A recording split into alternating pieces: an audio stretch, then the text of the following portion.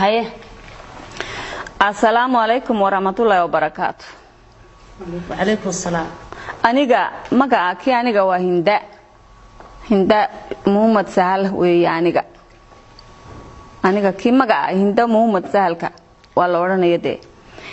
barasho wanaagsan marka dadweynaha waxaan leeyahay aniga magaca ki aniga waa hinda Muhammad Sahal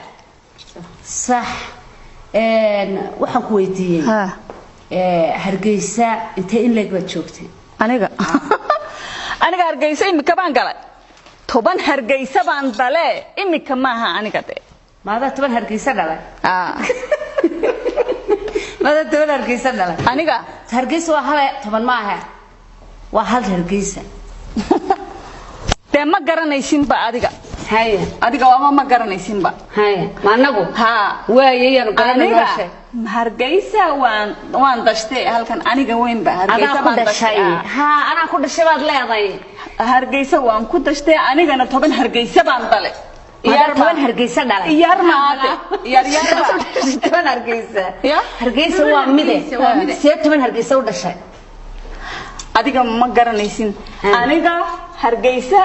imika ma galin waan dashtay aniga 10 Hargeysana waan dalay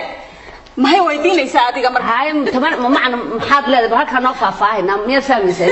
10 Hargeysa u dashay Hargeysa waa mid ma hay gosolaysan naagta ma yaha qosid naabla ku qosigaam ma yaha weydiiyay walaalo ugu xanaaqnay waxa ku weydiiyay walaal 10 Hargeysa u dashay inta yar noo faahfaahiyo dadweynaha waxaad u sheegtaa 10 kan Hargeysa dashay magaalo ma dalin aniga qof ma ha qof baatay aruurka baan dalama aruurta